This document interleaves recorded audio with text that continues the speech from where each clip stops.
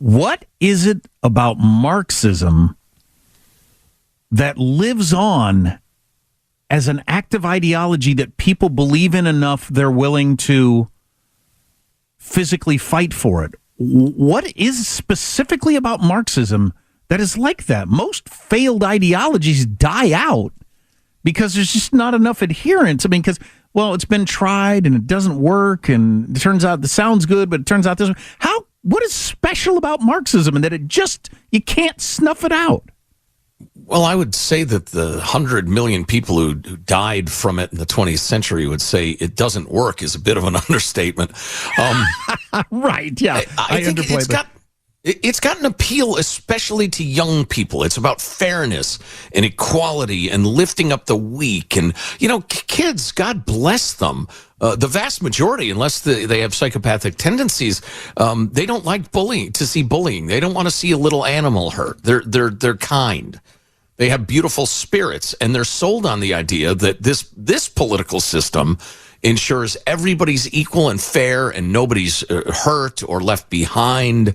And you've got to be just naive as hell to fall for it. But it has an appeal. It clearly does. Maybe the most brilliant, evil but brilliant thing Marx came up with was fashioning an ideology that would continue to have appeal in the face of failure after failure after failure. It's just, It's something. I mean, and in the face of the mind-boggling success of free markets and free people that have read Pinker's Enlightenment Now, it's wonderful. But I mean, lifting billions of people out of poverty, curing dread diseases, reducing infant mortality by miraculous levels wherever the free market is gone. And free people, freeing people from the chains of oppression.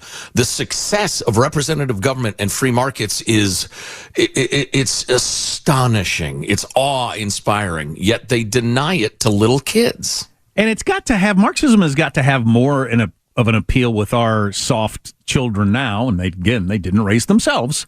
They didn't come out of the womb soft. We've taught them this, but if you teach kids to be scared of everything and the world is scary, hardier folk are willing to go out into the world and take their chances and think, I can make it. I don't know if everybody's going to make it, but I'm going to make it. Well, if you're kind of taught the world is scary and it's going to be hard and all this, well, you're much more likely to want to latch on to Marxism, where you're in theory taken care of.